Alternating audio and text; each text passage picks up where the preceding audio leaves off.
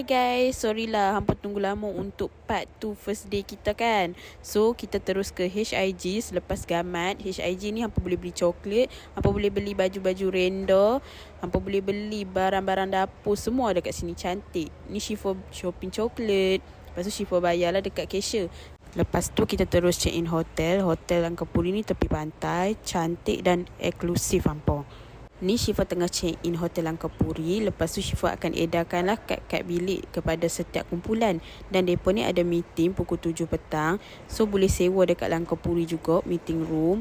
Lepas tu kami pergi ke Pantai Cenang. Kami jalan-jalan. Lepas tu kami buat konten. Dan malam tu kami ada dinner dekat Mona Lisa ikan bakar. Kami jalan kaki daripada Langkapuri ke Mona Lisa dalam 5 ke 6 minit macam tu saja. Dekat Mona Lisa mereka ambil set ikan bakar, tom yum, semua tu lah.